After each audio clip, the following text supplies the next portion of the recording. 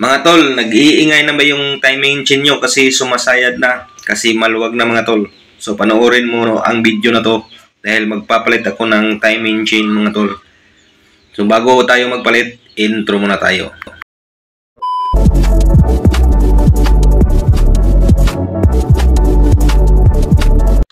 Yan, tanggalin natin tong cover ng flywheel mga tol. So madali lang naman tong tanggalin kaya hindi ko na pinakita sa video no. Tapos tanggalin na rin natin yung sakit ng stator. Tapos itabi lang natin itong mga tol. Tanggalin na rin natin itong cover ng cam sprocket mga tol. So nasa likod pala ang bolt nito mga tol no. So tinanggal ko na. Yan, tanggalin natin itong flywheel mga tol.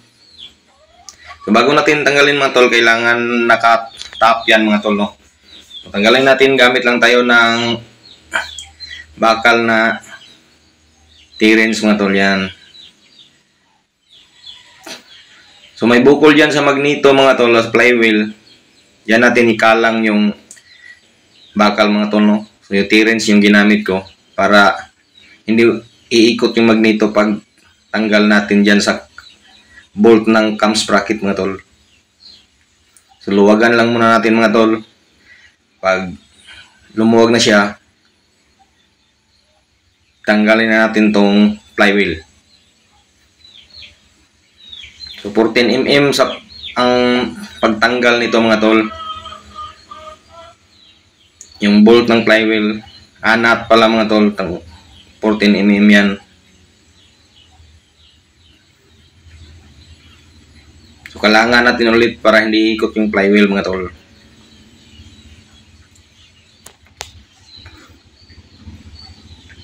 So wag mo nang tanggalin ang bolt mga tol no, para hindi bumilog yung kunya mga tol. So gagamit na tayo ng flywheel puller. Luwagan mo lang yung nut ng flywheel mga tol.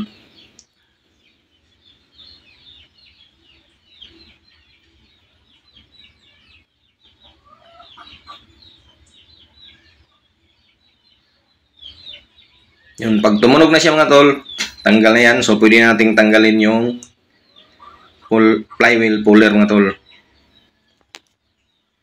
Yan, saka tanggalin na natin yung nut. Hugot na siya mga tol. So tanggalin na natin yung mga rubber guide niya mga tol sa starter chain. Tapos tanggalin na natin tong lock ng starter chain.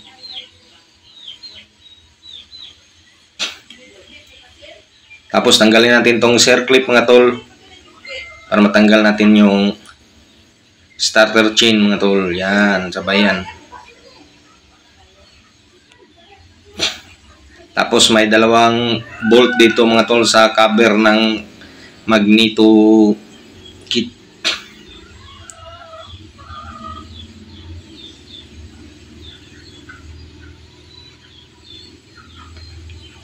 So yan, madaling mabilog yan mga tol, kaya dandahan lang.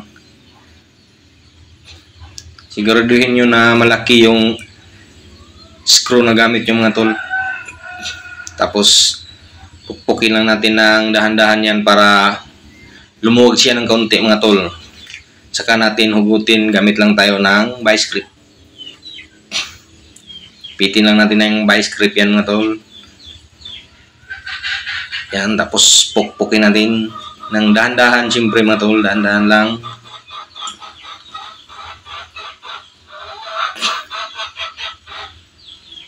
Yan, tanggal na mga tol.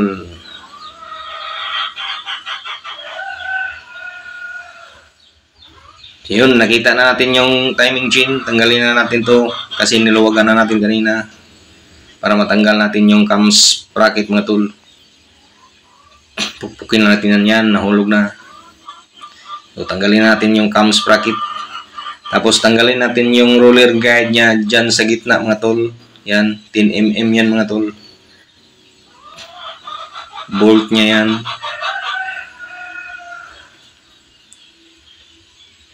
Tapos tanggalin natin tong timing chain para mahugot na natin mga tol.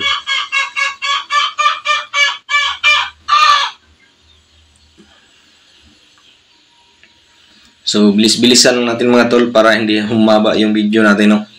Kasi kadalasan kasi ng mga viewers mga tol hindi nanonood sa masyadong mahaba na video. At least yung mga highlights lang mga tol, no? Yung pinaka-importante lang yung mapanood nyo. Yan, tanggal na siya mga tol. So, palitan na natin ng bagong timing chain. Maganda talaga, genuine mga tol. Gamitin natin mga tol para tumagal siya.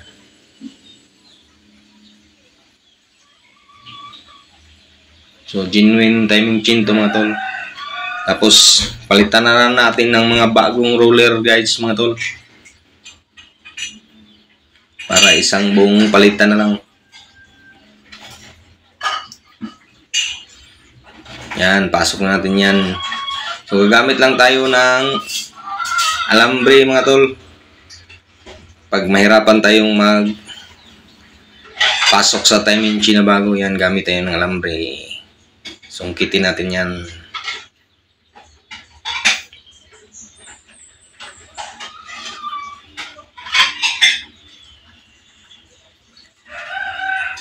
Yan, tapos hilahin lang natin yung alambre mga tol. Yan. Kabit na natin mga tol.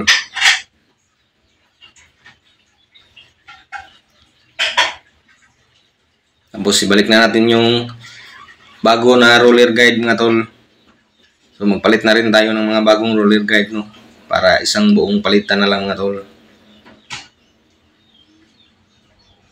Yan, medyo pagtiyagaan lang natin yan mga tol. Sipatin natin na yung butas ng roller guide papasok talaga sa bolt, no?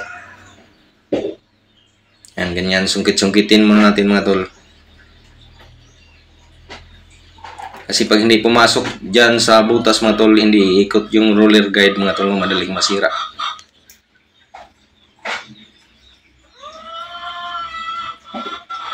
Yan, gumamit ako ng pako dyan mga tol.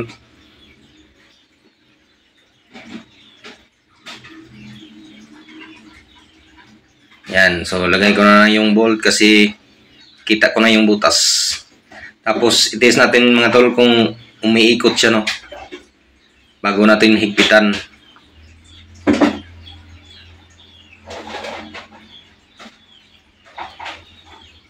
Yan mga tol, test natin ulit.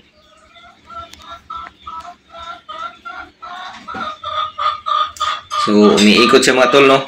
So goods na yan. Kunting higpit na lang. Tapos itong roller guide naman sa taas mga tol, yan, bago rin yan, palitan na natin. Yun. Tapos balik na natin yung cam sprocket mga tol. So siguraduhin mo na nakatap mga tol, no? Kung may butas yan mga tol, may maliit na dot yung cam sprocket mga tol. Kailangan na katapat dyan sa may hiwa ng cylinder head.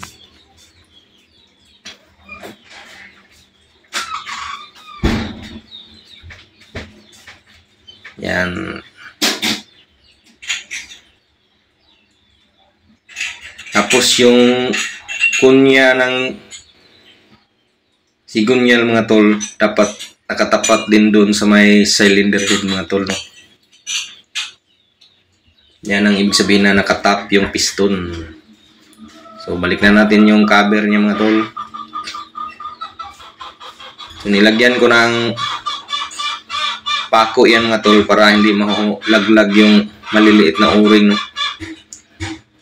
Yan, pupuktin lang natin ng kaunti mga tol para lumapat siya.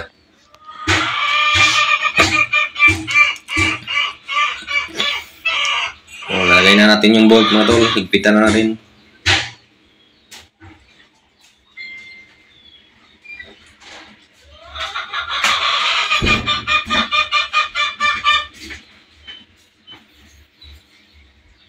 Balik na natin yung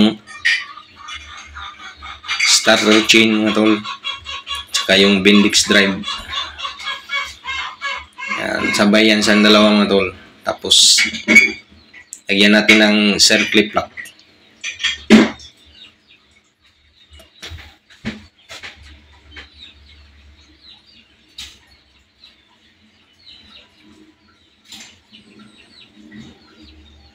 Like na rin natin yung dalawang rubber guide yung mga tol.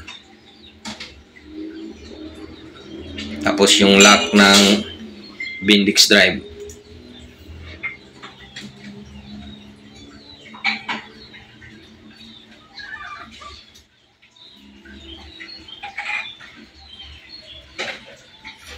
Yan. So, pwede natin ibalik yung flywheel mga tol. So, sipatin nyo lang yung kunya mga tol. Kailangan nakatapat dyan sa hiwa ng flywheel mga tol. Tapos, i-check natin ulit yung timing niya.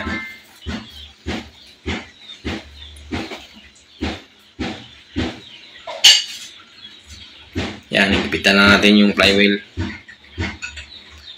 nut. So, ikot siya mga tol. Kailangan natin kalangan yan.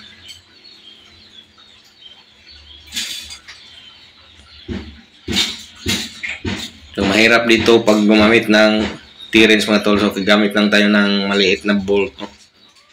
Kalang natin dyan. Tapos, doon din sa may cambio. Yan, mahigpit mga tol. So, balik na natin yung bolt ng cam sprocket mga tol.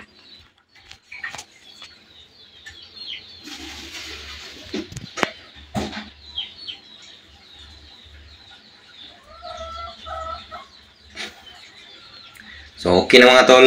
Balik na natin yung sakit ng stator tapos yung cover ng flywheel mga tol.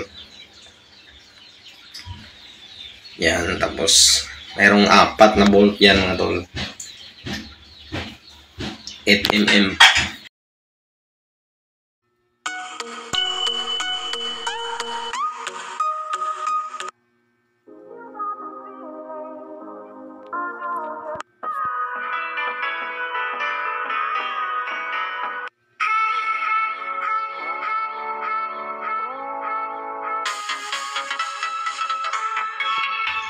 Yan, pagkahigpit na yan mga tol. Goods na yan mga tol. Okay na yan.